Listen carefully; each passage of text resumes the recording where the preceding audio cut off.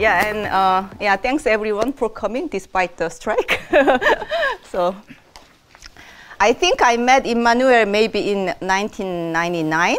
So yeah, 26 years ago. So we both arrived at Princeton at the same time as assistant professors. And it might have been actually my first number theory seminar that I met Emmanuel, because I usually don't go to number theory seminar, but then I was in Princeton. So I was thinking maybe I should go to some of the number theory seminars.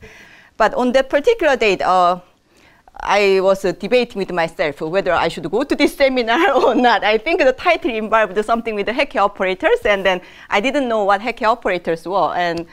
But I didn't have any other urgent things to do, so I decided, okay, let's go. But I didn't expect to understand anything, so I was sitting there, and then he gave a talk, and I probably didn't understand what was going on until the very last moment. He was writing something on the blackboard, like he said, like it looked like some form of Ramanujan conjecture in higher rank setting, and he said if this is true, then he and Laurent Clozel can prove this statement. But this statement looked very familiar to me, and in fact, actually, it was exactly this statement I proved in the paper I was just finishing on the decay of matrix coefficient. But I was not completely sure if it was exactly the same thing, because the language was slightly different. So after the lecture, I wrote Emmanuel. So this is my paper, and it looks like this is exactly what you're talking about. So this is how I got to write this paper about Hee operators with Emmanuel and Laurent. And yeah, this was really like a happy instant. So every time when I think about whether I should go to this seminar or that seminar, I'm trying to think maybe something like that could happen again. So I'm more like positively going to the seminar, anticipating something like that would happen again, but it never happened yet. So, but I'm still waiting. We'll see. And in fact, actually, one of the first applications of this equidistribution of Hee points with a very good error term was something about equidistribution of the values of the determinant in the sense of linear. So this was like a major application we wrote in our paper. So today, I'm happy to actually discuss another equidistribution result, but for determinant. Okay, so it's a different type of equidistribution. It's more in the philosophy of the Oppenheim conjecture. So let me begin. Right, so I begin with a very general problem. So suppose we have a homogeneous polynomial. Say, I didn't say, but say with integer coefficient. So you have some homogeneous polynomial with integer coefficient. So the question I'm interested in is that how are the values of this f on integral lattice, fzn, distributed in R? Okay. So clearly, if f is rational, then f of zn is discrete in R. So if f has coefficient in Z or coefficient in Q, then f of zn, will be contained in some multiple of Z, so it is discrete. But say f is irrational, right? Say if f has some irrational coefficient, what can you say about this value set, f of zn? Okay. So the quadratic form case, when degree of f is 2, this is exactly the Oppenheim conjecture. So we now consider the quadratic form. So sum of aij, xi, xj. And we assume it's indefinite, because for positive definite, it's not going to be true. We assume it's indefinite, and we also assume it's irrational, because the rational case will be trivial. So irrational here means that it's not proportional to a rational form. Okay, so it's not proportional to a rational form, and then number of variables should be at least 3. So you can have this specific quadratic form in mind. So x squared plus y squared minus root 2 z squared. So this quadratic form satisfies all these 3 conditions. So Oppenheim conjecture in 1929 and proved by Margulis in 86 says that under this condition, the value of Q on Zn is dense in R. Okay. So for instance, for that explicit quadratic form, if you plug Z3, then you can try to see where are the values, and then the conjecture was that this value is dense in R. In fact, actually, Oppenheim, I think, conjectured this only for quadratic forms with at least 5 variables. And then Davenport actually generalized to n is equal to 3. And then Margulis proved, in this form. So comment, so hypothesis n is at least 3 is necessary, Because, for instance, if you look at this quadratic form, x squared minus 1 plus root 3 squared y squared, this quadratic form does not satisfy this conclusion because 0 is not going to be in the closure of q of z squared. Okay? And the reason is because this 1 plus root 3, or in fact, actually, you can put any quadratic irrational, so they are so-called badly approximable numbers. So it's immediate consequence that this 1 plus root 3 is a badly approximable number that you cannot find the 0 in the closure of this set. Okay? So now the general case, so the conjecture is for any quadratic form with at least 3 variables, but the general case follows from n is equal to 3 case. Okay? You can just restrict to quadratic form in 3 variables, and if you prove dense, then you get this. So Margulis proved this Oppenheim conjecture by proving the following special case of conjecture of Raghunathan. Okay, so what is this statement? So we consider this homogeneous space SL3R modulo SL3G. So everybody knows this space. So the statement is that take any point x, and then you look at the orbit of SO21. Okay. So SO21 is a subgroup SL3R, so it obviously acts on this homogeneous space by translation, so we can consider orbit. So the orbit of SO21 is either closed or dense. So Margulis proved a slightly weaker theorem than this, which implied Oppenheim conjecture, but with Dani, he proved actually this closed or dense dichotomy in this setting. Okay. So what is amazing about this theorem is that it was known previously by something called the Irrational theorem. Almost all orbits will be dense. But then the problem is that if you give me a very specific point, for instance, if you give me this identity coset SL3G, then it won't be saying that whether the SO21 at the identity coset, if that orbit is closed or dense. Okay? But for number theoretic application, you really want to know what happens exactly at the point you want. Okay? So immediate corollary is this. So now if you have an indefinite quadratic form Q, then the orthogonal group SOQ is going to be SO21, right? If it's indefinite in 3 variables, it will be SO21. So you can look at this orbit at the identity coset, so SOQ SL3G, right? And then this theorem will say that, so this will be either closed or dense in SL3R. Okay? In SL3R. But then if it's closed, you can also show that this quadratic form Q must be rational, proportional to a rational form. So therefore, for irrational quadratic form, you should have a dense orbit. So this should be dense. And now, when you look at these values at Q of Z cube, so since the orthogonal group SOQ preserves Q, right? SOQ is exactly the stabilizer of Q, so you can insert here SOQ. It doesn't change the value set. And also you can insert SL3G because SL3G stabilizes Z3. So you can just plug this here, and this set does not change. So now if Q is indefinitely irrational, then we know that the closure of this is SL3R. So the closure of your value set must contain Q of SL3R Z cube, but this contains R cube. So then you get everything. So this is how the Oppenheim conjecture was proved. So Ratner actually, so she completely generalized this orbit closure theorem in a complete general setting. So therefore, settling the Raghunathan's conjecture in full generality, and the statement is this.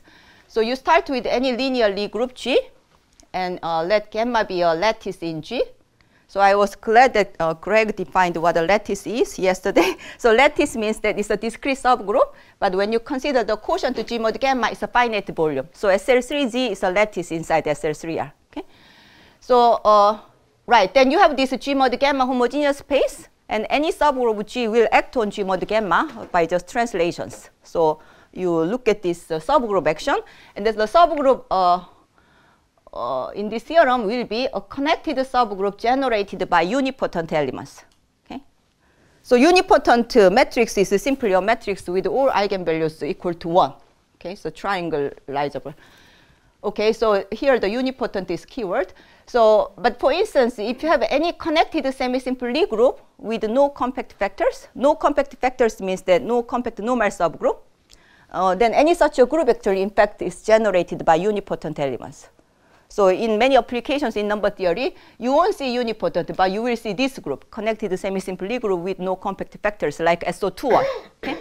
So it applies to these kind of subgroups. And then the statement says, again, for any point in G mod gamma, you look at the orbit, Hx.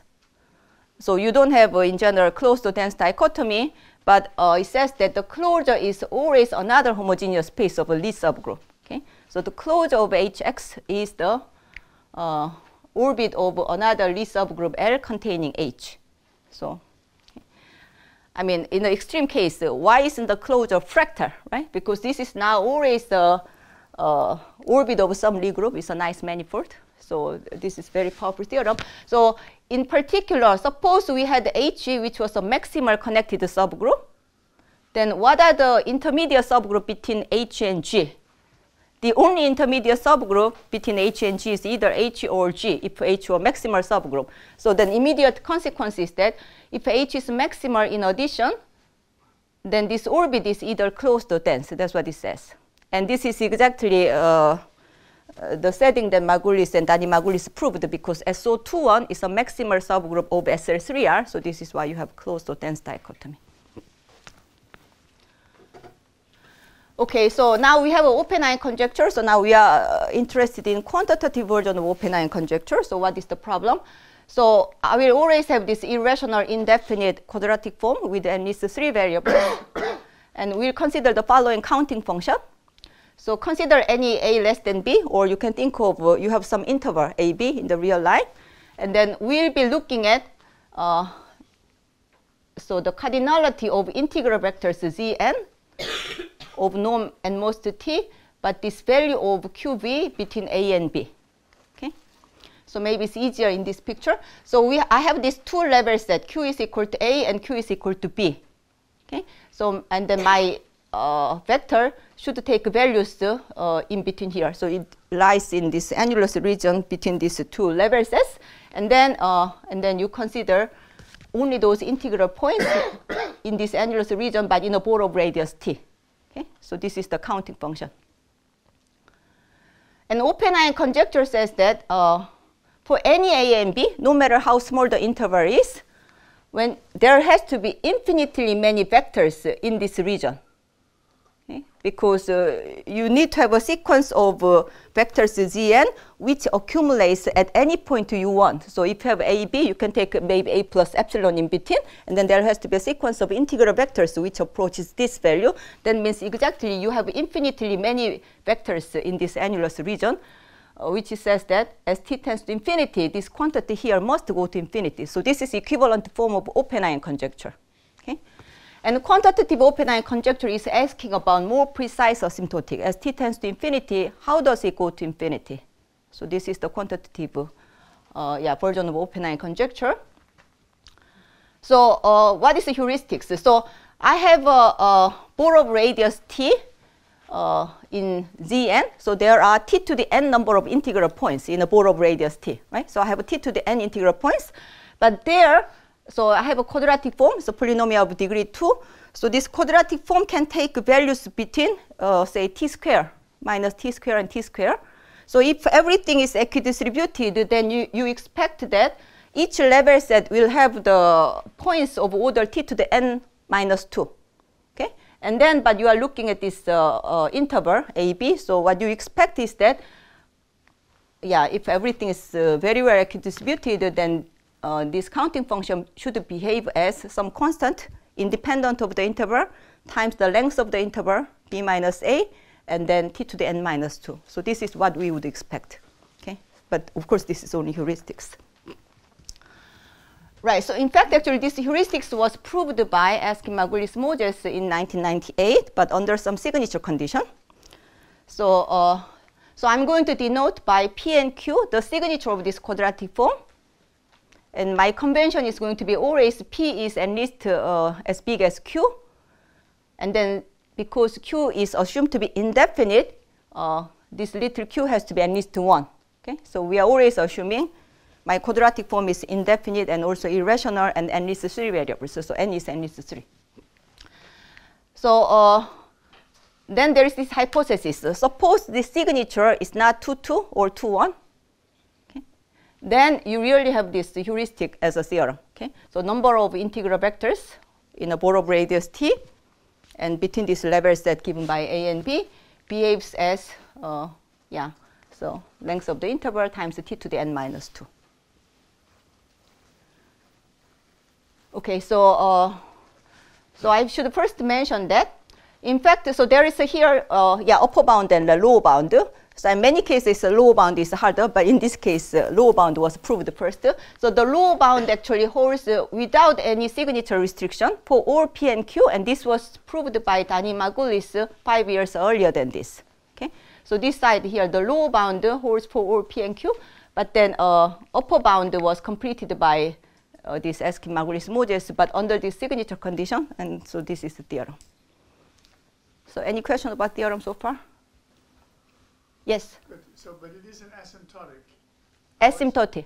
Yeah. It's not just a lower bound and an upper bound. They proved very precise lower bound. So they proved that the ratio is bigger than equal to 1, and then the upper bound, they had to prove that it's less than equal to 1. So the lower bound was a very precise lower bound. Okay. So the lower bound gives the constant also? Yes, exactly. Constant. Yes, exactly. Right. Yeah.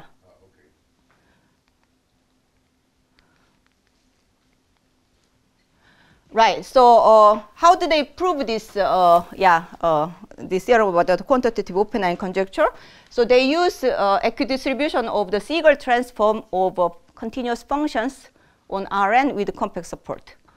So if you have a continuous function with complex support in Rn, say f, then this Siegel transform is defined like this. So Siegel transform is a function on this homogeneous space SLNR modulo SLNZ. It's going to be a L1 function.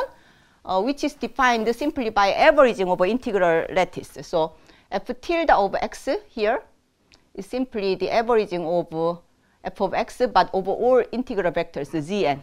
Okay. So this is clearly SLNZ invariant function. So you get a function on SLNR over SLNZ, and then it's a theorem that actually this is also L1 function, and its L1 integral is exactly the integral of f on Rn. So we have this function on SLNR over SLNZ, and then what they look at is this function. So here we denote by h the stabilizer of the quadratic form. So h is going to be SOQ, and it is clearly isomorphic to SOP, Q, because PQ is my signature of Q. Okay. And then you consider this specific diagonal, one-parameter diagonal subgroup in H. This is a one-parameter diagonal subgroup in H. So I have put some explicit representation SOPQ so that this diagonal element will be contained in H. Okay. And then we set K to be a maximal complex subgroup of H. So it will be isomorphic to SOP times SOQ. Okay. So then the main equidistribution theorem they had to prove is this. So again, under the same signature condition. But now suppose you have a dense H orbit in SLNR over SLNZ. Okay, so we know that SOPQ is again maximal subgroup SLNR, so the orbit will be either dense or closed. But you look at those dense orbits, okay? And inside this dense orbit, I'm going to look at the smaller orbit, which is ATK. So I have AT and then K, which is a subset of H. So ATKX is going to be inside this HX, right? So now HX is dense, but it's not, of course, clear. I mean, that ATK, what will be the behavior of this ATK X inside HX? Okay, and as T tends to infinity, actually, ATK will also be dense here, but then in a very strong sense, they become equidistributed in the entire space SLNR over SLNZ. So this is the equidistribution statement. Okay. So I start with f continuous function with the complex support, and then I look at the Siegel transform, which is a function on SLNR over SLNZ, and then we average over this ATK, okay, which is inside HX, and then you make T go to infinity, and then this average over ATK converges to the space average of f tilde in the entire space. Okay. So we heard a lot of words about equidistribution yesterday from Greg's lecture. So this is the first equidistribution statement I'm here mentioning. Yep. Is equidistribution valid for only for theta Ziegel transform or for more general? I'll mention this later. Yeah. Right. So first, so this equidistribution statement was for the Ziegel transform, but then equidistribution, the same type of equidistribution was known if you consider the bounded function, continuous bounded function. Okay? So the problem with the Ziegel transform is that, so I guess I'll mention soon, it's not bounded function. But if you started with the bounded function on SLNR over SLNZ, then this equidistribution theorem was known, okay? Due to Dani-Margulis and also independently by Shah.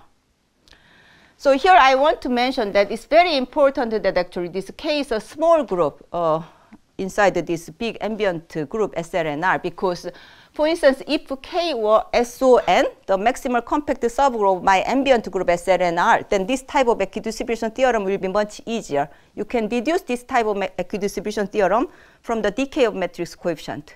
Okay? But however, here K is very small, because K is only maximal compact subgroup of H. Okay?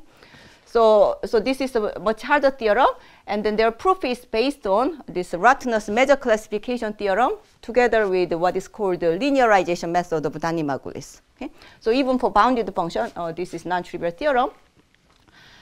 But as I was just saying, actually, but we cannot apply this theorem to the Ziegel transform because the Ziegel transform is an unbounded function on SLNR over SLNZ. So SLNR over SLNZ, it has a finite volume, but it's not a compact space. So we have these cusp-theta regions, so you get unbounded continuous functions, and then Ziegel transform is unbounded. So in fact, this precise lower bound of Dani-Margulis was just applying this theorem to the truncations of this Ziegel transform. Ziegel transform is growing near the cusp, but you can truncate as you go infinity. And then by applying this theorem to the truncations of the Ziegel transform, this is how Dani-Margulis got the lower bound. Okay? Right, so now how do you prove the upper bound? So to prove upper bound, they have to control how the Ziegel transform actually increases when you go to the cusp. So they need to understand how it diverges near cusp. So for that, they study the so-called alpha function, the growth of the alpha function. So let me define what is this alpha function. So this space SLNR over SLNZ, so this can be considered as the space of unimodular lattices in Rn, right? Because Zn is one element, so Zn corresponds to SLNZ, but any other unimodular lattice in Rn is of the form Zn, but translated by some element from SLNR. So you get this identification of this space as the space of unimodular lattices in Rn, and then this is the reason why this specific homogeneous space appears all the time in many questions in number theory. So now I want to define a function on this space, so that means that I take some delta, which is a unimodular lattice in Rn, and then let I be any integer between 1 and n, and then we'll define first alpha sub I delta. Okay? So to define this, we'll consider or delta rational subspaces of dimension I. Okay? So this delta rational subspace of dimension I is precisely looked like this. You take any linearly independent I number of vectors from delta, and then you look at their linear span.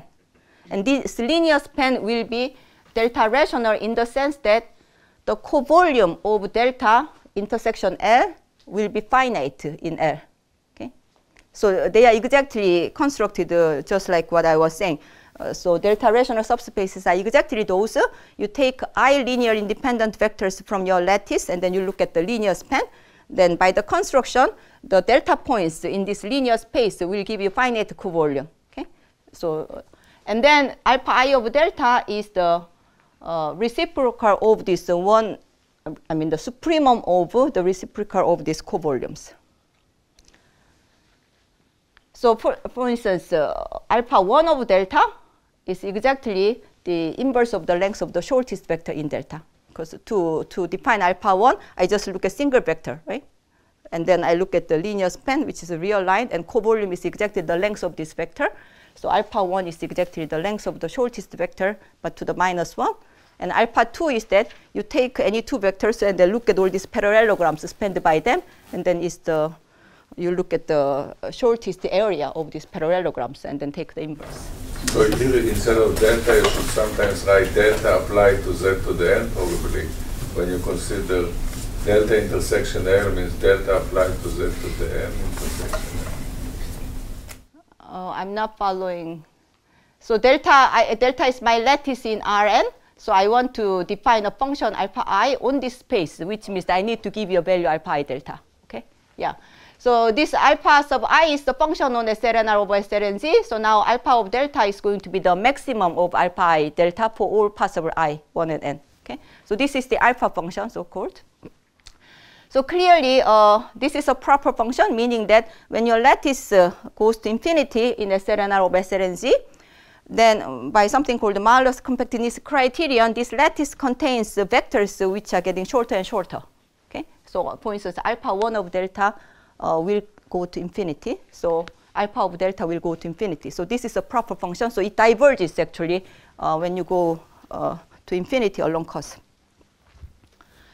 So the relation of this alpha function with the Siegel transform is given by this Lipschitz principle. So for any continuous function with the complex support, its Siegel transform is dominated by this alpha function. Okay? So if I can control actually how it diverges, how alpha diverges in the cusp, then we can control actually the divergence of this Siegel transform. So this is why they study this alpha function. So this is the main technical ingredient of their proof of the equidistribution. So to go from equidistribution for bounded function to equidistribution with Siegel transform, so this is the key ingredient.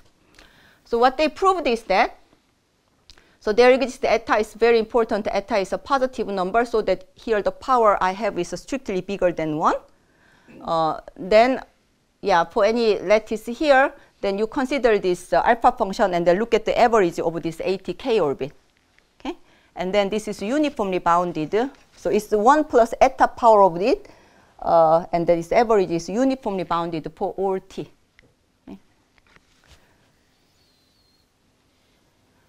Right, so I emphasize one more time. So here actually, if you don't have something strictly bigger than 1, it's not going to work. But if you have something bigger than 1, then you can control the growth of F tilde on the cusp, and then you can basically reduce the problem to the bounded case. Why is it called Lipschitz principle? That's how they wrote in their paper. I think there is a paper by Lipschitz, it's a Lipschitz principle, so they proved this, right.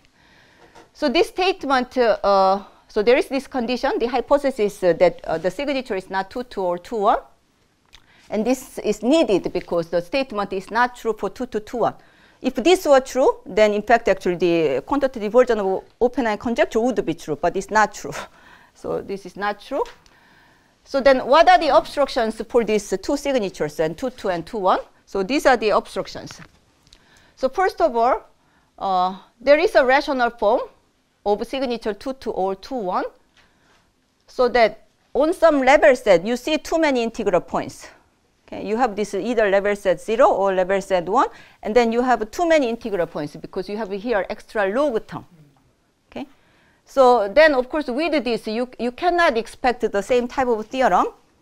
Even if you started with the irrational form, if this irrational form is too close to a rational form, then you cannot expect this heuristic answer to be a theorem. Okay? So you need to avoid irrational form which are too close to a rational form. So here there is a formal definition, but I don't want to give this formal definition. So we write extremely well approximable by rational form. Okay, EWA will be this quadratic form is extremely well approximable by rational form, but we want to avoid these rational forms. Okay, and then the second obstruction is that even for those rational forms which are not extremely well approximable, if this quadratic form has a rational isotropic subspace of codimension 2, then again in this 0 level set contains too many integral points. Not the extra log term, but it already contains a positive proportional of t to the n minus 2 at the 0 level set. So then you cannot expect a theorem that like the size of interval times t to the n minus 2, because there is already definite amount of t to the n minus 2 concentrated on the 0 level set. Okay? So these are the two obstructions for the 2-2 and 2-1 case. So now these obstructions have been addressed, and then there are theorems. So 2-2 case was proved 5 years later by the same authors, Eskin-Margulis-Mozes, 2005. And the 2-1 case was resolved only very recently, after 20 years, by Wooyeon Kim. Okay.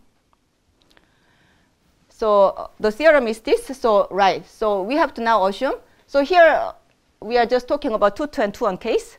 But I just discussed, we have to assume Q is not extremely well approximable by rational forms. Then for any A and B, for any interval, you look at the same counting function. So the integral vectors in this annulus region in a ball of radius t.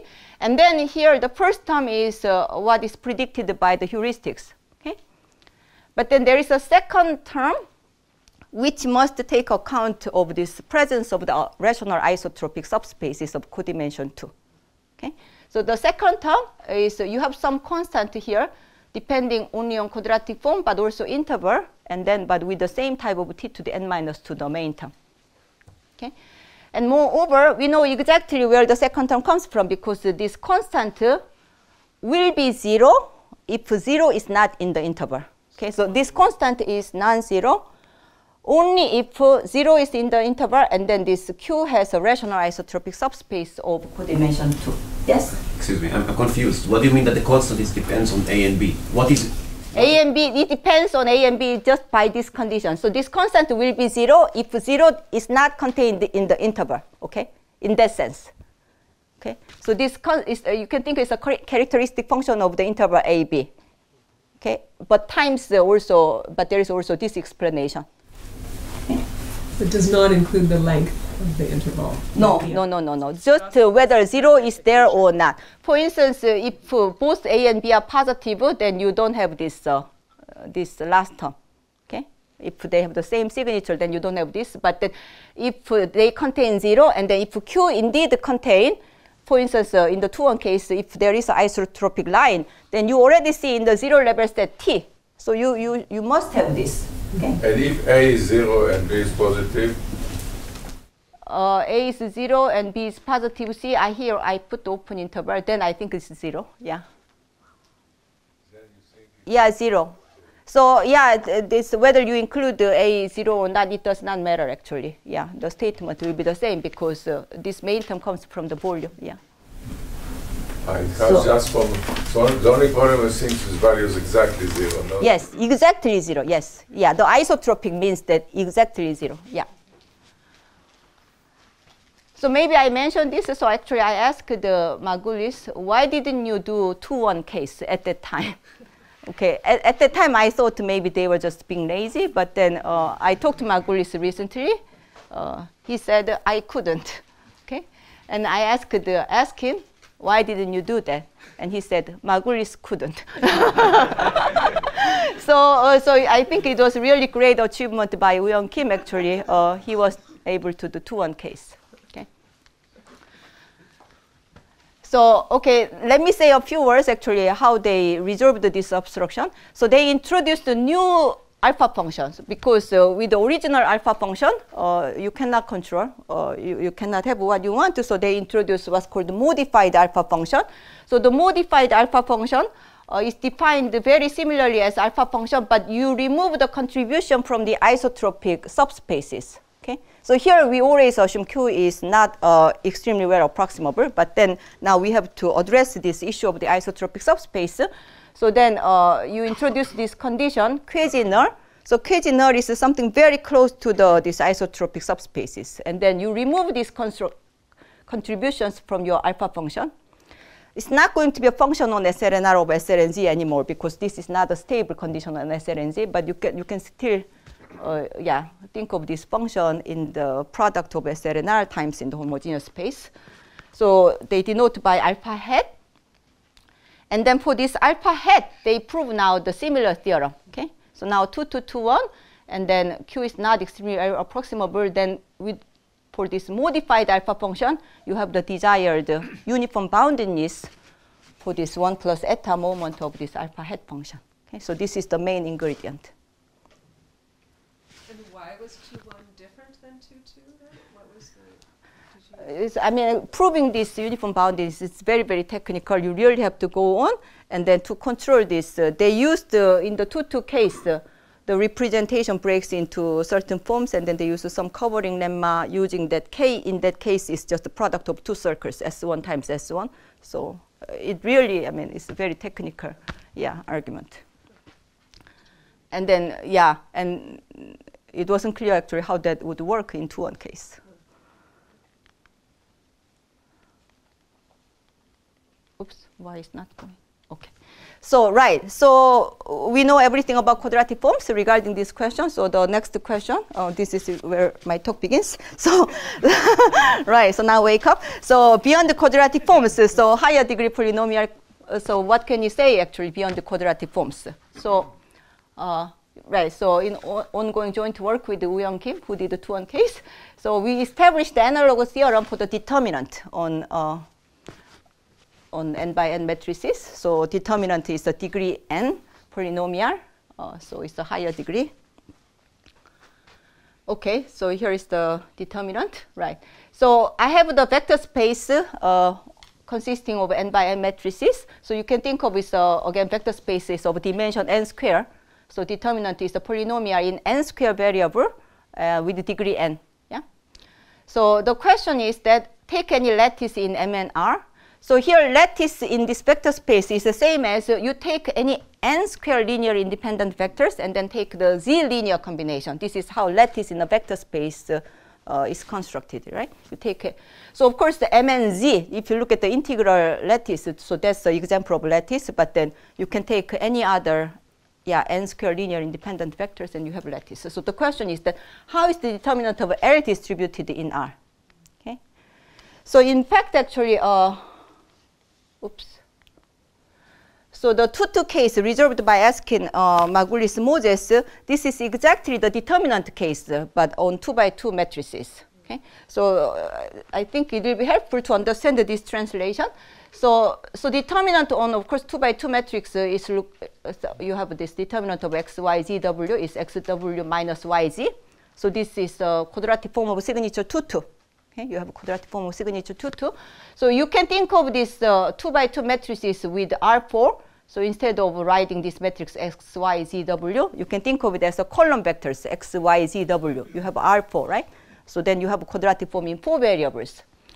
And moreover, any quadratic form of signature 2-2, so this is basically translation of this determinant by some linear transformation in SL4.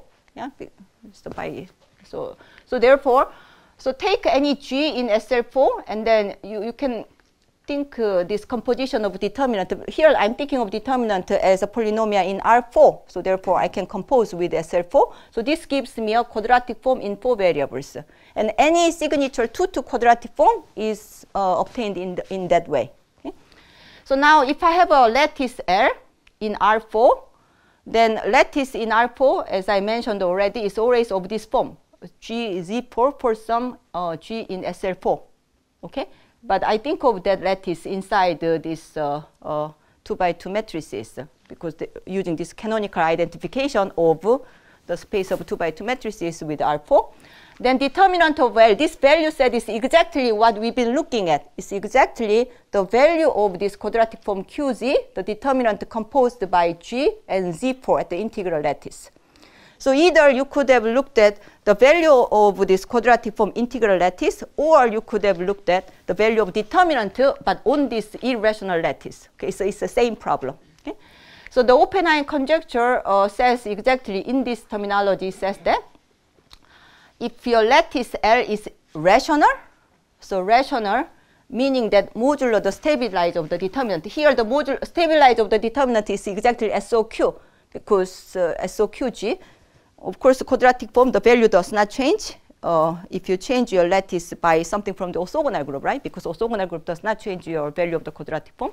So if your lattice is a rational lattice modulo the stabilize of the polynomial, then determinant of L is contained in some multiple of Z. So it's discrete. And if your lattice is irrational, then it's dense. This is exactly Oppenheim conjecture for 2-2 case. Okay. Is this clear? So rational means proportional to rational. Yes, exactly, right, proportional. So I always ignore proportional, but everything has to be considered modulo proportionality.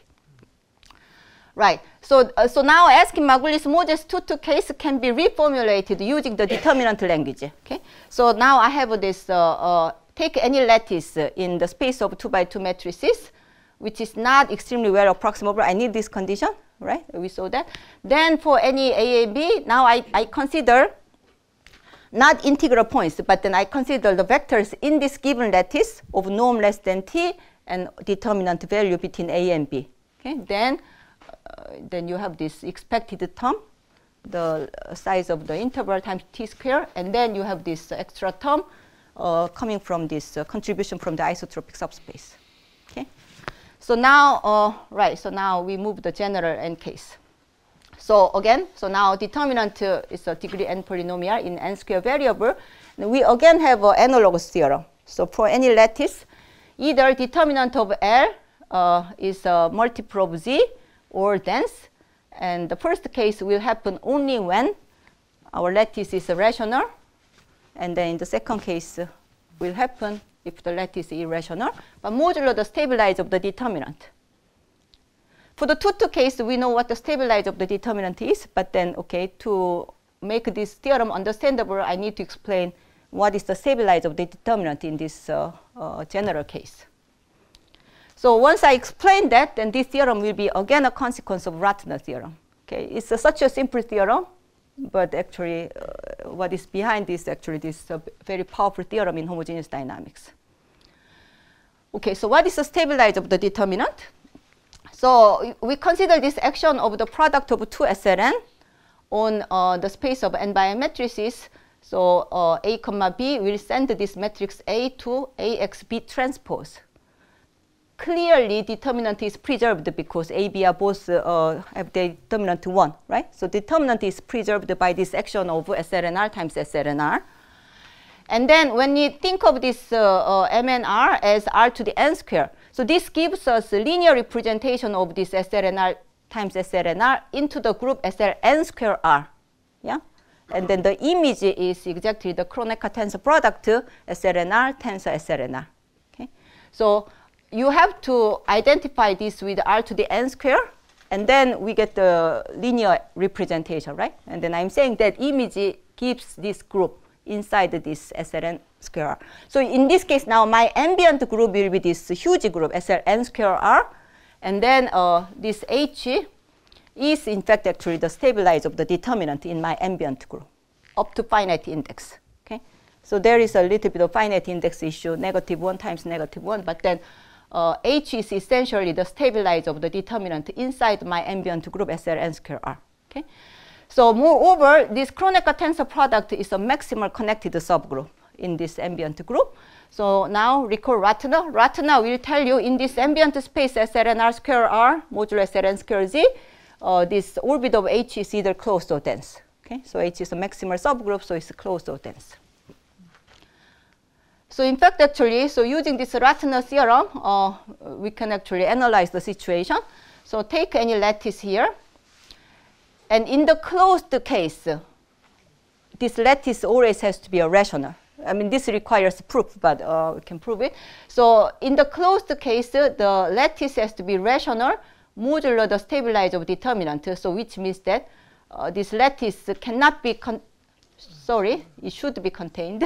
Okay, so rational means that the lattice is contained in the space of matrices with rational coefficient. Okay, and the stabilize of determinant means basically action of this SLNR, okay, from the left multiplication, from right multiplication. So if you can change your lattice so that it is now only have rational entries by the action of left multiplication by SLN and right multiplication of SLN, we call that lattice rational lattice, okay? And in the rational lattice case, clearly determinant value will be contained in some multiple of Z. So this is a discrete. And then now analog Oppenheim for determinant will say that. So Ratner says it's either closed or dense. So, but in the closed case, it has to be rational. So which means that in the irrational case, the orbit will be dense. Then in that case, the value of the determinant on this lattice is dense. Okay, this is exactly the analog of Oppenheim, but for the determinant polynomial. Okay. Right. So now we have this analog of Oppenheim. So we should now ask the analog of the quantitative version of Oppenheim for determinant. So I'm reminding you the question. So take any interval. We are asking. So what is the number of lattice points in this given lattice L of norm less than t, and then the value of determinant between a and b. And in this case, the heuristics gives us t to the n minus 1, because we have an n square variable, and the determinant has degree n. So the expected order is t to the n square minus n, which is equal to t to the n times n minus 1. So this is the heuristics.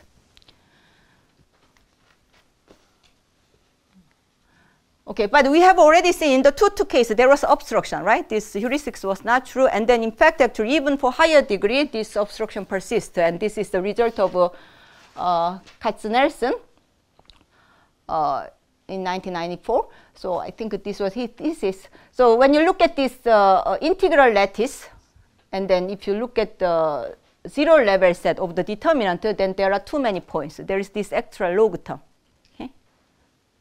So again, because of this, you have to assume your lattice is not extremely too close to a rational lattice. So we assume lattice should be not extremely well approximable by rational lattice. Okay?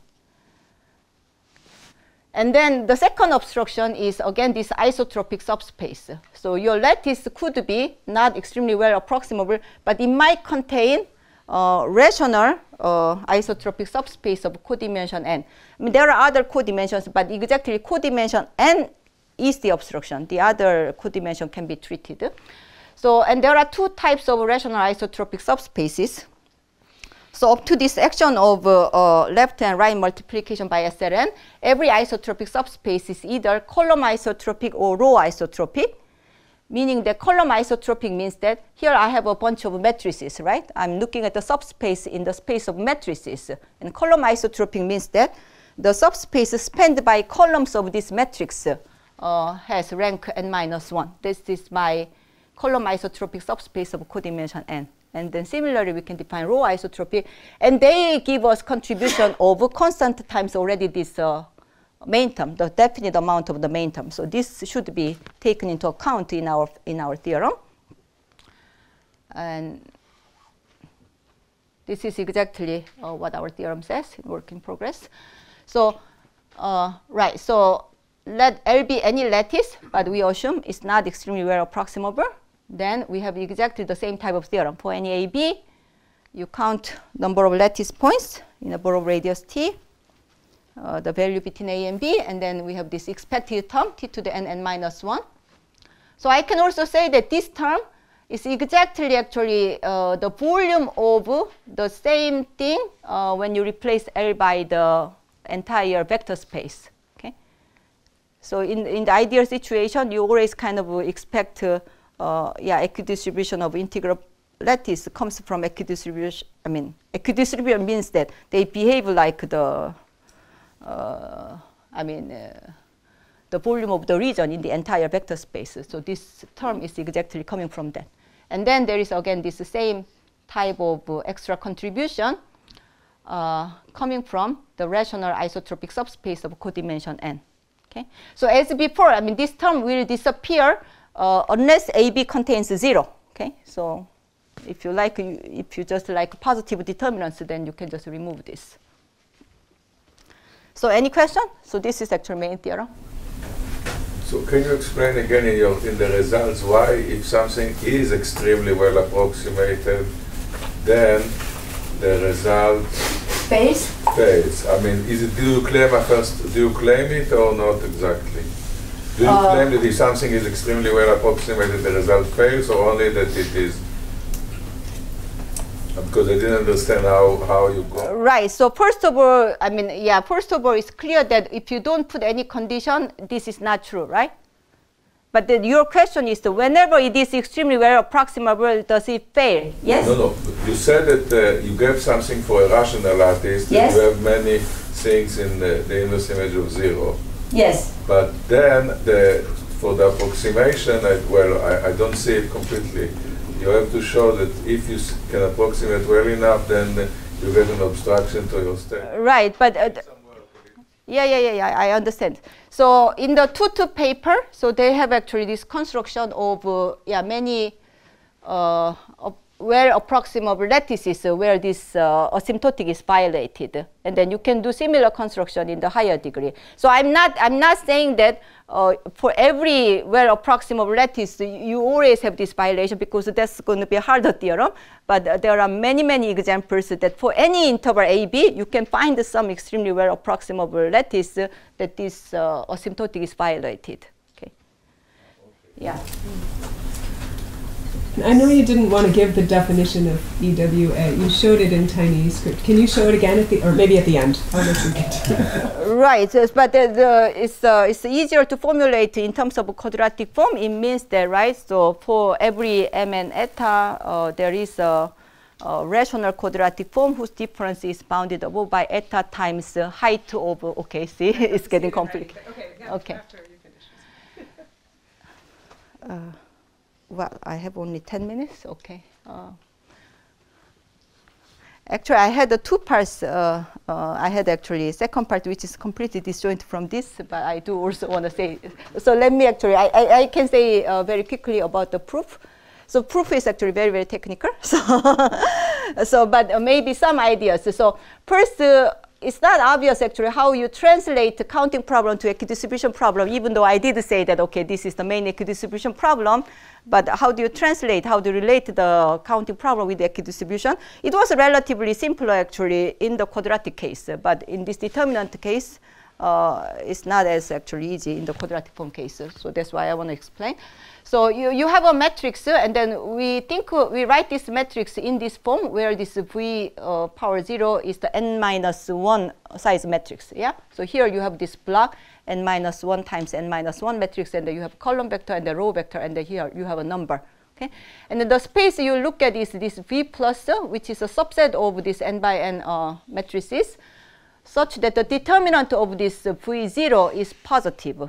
Okay, so this will be the main one to look at. And we can parameterize this set as the product of a cone times the unit sphere okay, in this vector space. And this cone comes from, for every v, we have this n-1 times n-1 matrix with a positive determinant, and then you can either think of this as a Cartan projection of this v naught, or this is just a set of singular values, but in decreasing order. So this gives me n-1 numbers in this cone. Okay, and then here the term is this normalized adjoint matrix of V, and then this is in fact bijection. You can parameterize this space in this way. Okay, and for quadratic forms, actually, this cone turns out to be just one dimension, and this is why it was enough for them to consider just one parameter diagonal group. Okay, but in this higher, I mean, even the quadratic form, the ambient space SLN, so you would think it should be a higher rank problem, but in some sense, when you look at the determinant, it kind of feels like a quadratic form was the rank 1 problem, and then this determinant becomes a really higher rank problem. So, okay, and then as before, so we have this H, which is analogous to the quadratic, I mean the orthogonal group for the quadratic form, because I'm looking at the stabilizer of the determinant, and then I take a maximal compact subgroup of H, which is a tensor over SON with itself. And then now I consider all one parameter subgroups in this cone. Now this is the multi-parameter cone, and then this is the vector in this cone. And then roughly you can translate your counting problem, so removing this isotropic contribution, as this integral. Okay, so there's a lot of work actually going into this, but then I just want to point out, you see exactly this term here. So again, I have a Ziegler transform, and then I am supposed to look at the translation of this ASK, where AS now comes from anything from this cone instead of just one parameter subgroup as in the quadratic form. And then we need to understand this integral. Okay?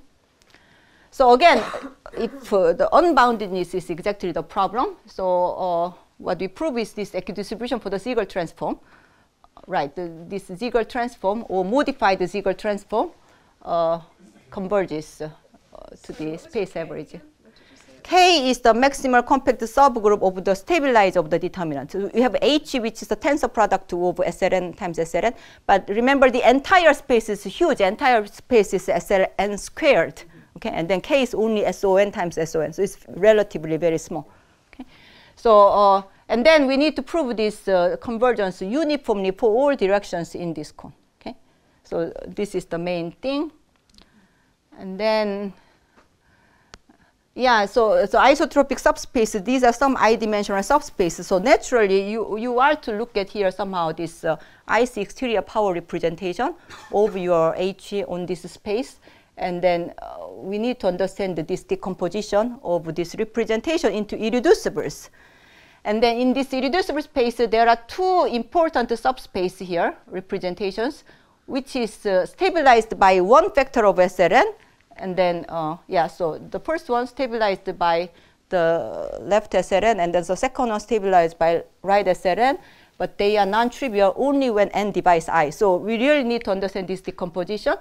And then, why this decomposition? The reason is that we need to somehow understand these obstructions, because without obstructions, we don't know what to prove. So we first have to address exactly what the obstruction is, and then the remove obstruction, and then try to prove some theorem about leftover thing, right? So we first have to understand how to write down this modified alpha function addressing the obstruction. So we need to understand how to write down the obstruction.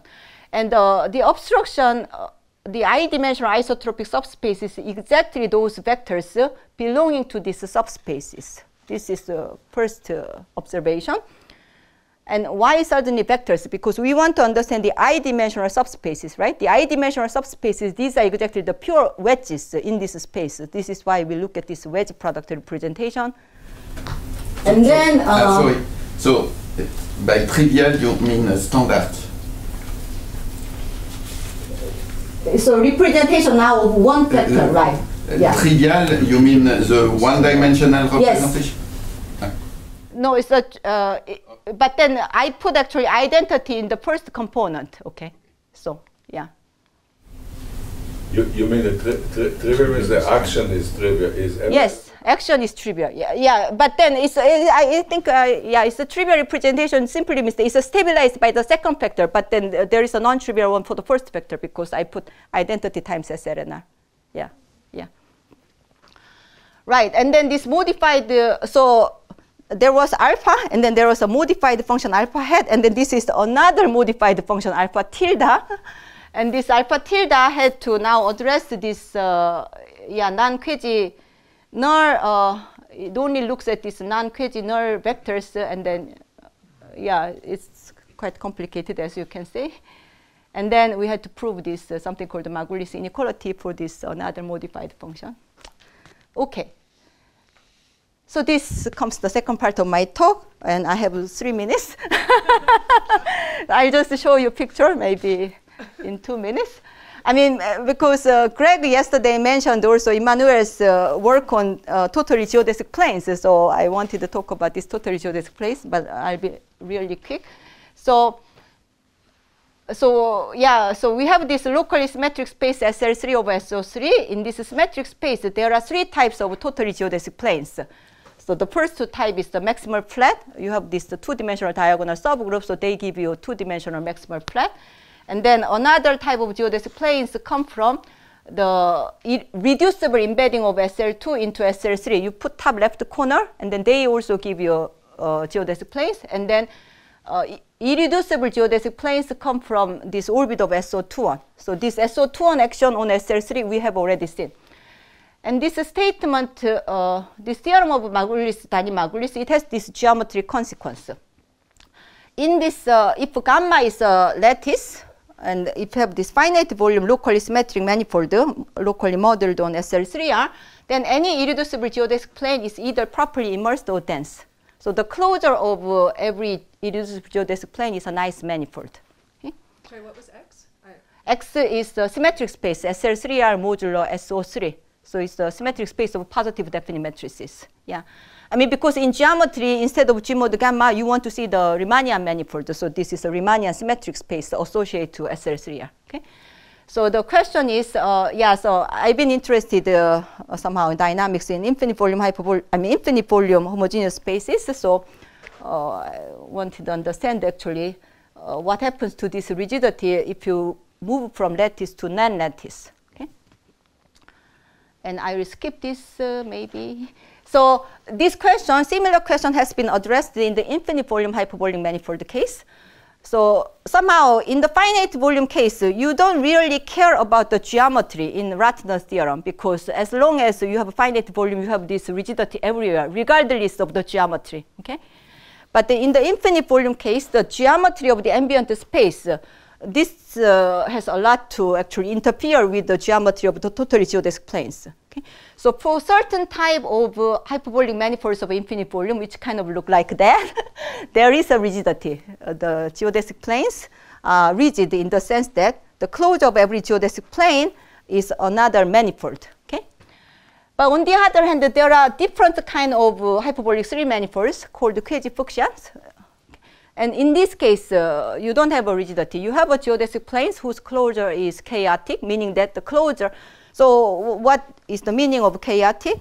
What's the definition of fractal? So my definition of fractal is the Hausdorff dimension is non-integer. Then you can say your set is a fractal. Agree? Okay. So right. So then I mean in hyperbolic manifold case, this question has been a little bit addressed, but in higher rank, of course, it will be really super exciting to have some higher rank infinite volume homogeneous space. We have a rigidity of some geodesic planes. Okay, that will be a dream, but I don't think this dream will ever come true. So my sense is that, I mean, maybe somehow importance of my work with McMullen and the Muhammad and the Yvonne was that we are able to single out some class of infinite volume hyperbolic manifolds which has this rigidity of geodesic planes. But in higher rank, can you give me any? Okay. So the reason for this very special type of manifold is that it's again with the unipotent flows. The unipotent flows behave nicely with respect to that manifold, but not with respect to the other type of manifold. So in a higher rank, I probably don't expect any space, an infinite volume space to have a rigidity. But yet there was no example. So then with the Subadipte, actually we constructed the first example. So let me just maybe it is asking me to. Let me just say this is my final slide. So what we constructed is this. So in SL3R, we constructed the Zariski-dense surface group. Okay, and then it's also it comes from it's a image of some Hitchin representation. So we call Zariski-dense Hitchin surface group gamma SL3R. They are not lattices because it's a surface group. And then this associated locally symmetric manifold X gamma. This is the infinite volume. It has a sequence of certain irreducible geodesic planes. We call floating irreducible geodesic planes, whose closure has Hausdorff dimension accumulating at 2. So they are very far from being integers because they accumulate at 2. And moreover, we can choose this surface group inside SL3Z. So in other words, we can say that we find this infinite index subgroup SL3Z, and then in this infinite volume locally symmetric manifold, you have really wild behavior of these geodesic planes, very unlike the finite volume case. And then this is somehow our cartoon picture of how this the closure of geodesic planes look like. So this is the angel picture I have, and then happy birthday, Emmanuel.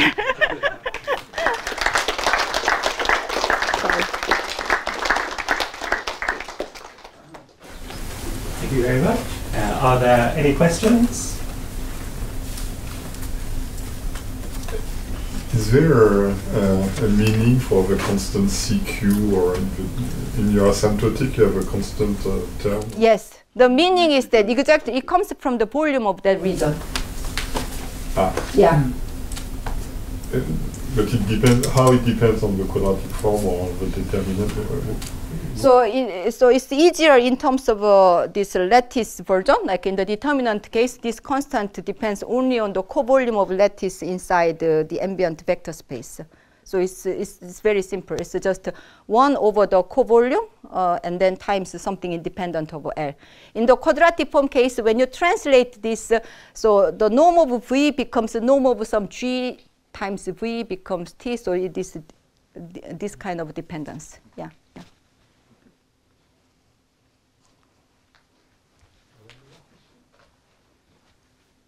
Are you willing to just put up the slide with the EWA definition? Sure. I'll be happy to.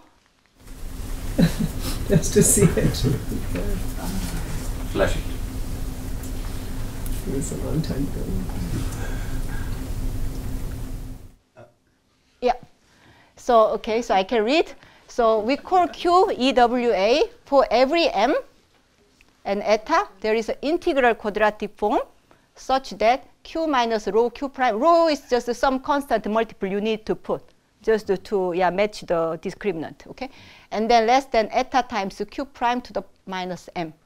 Okay, so Q prime is the rational quadratic form. So with any power, or you can think of this as a height, minus M.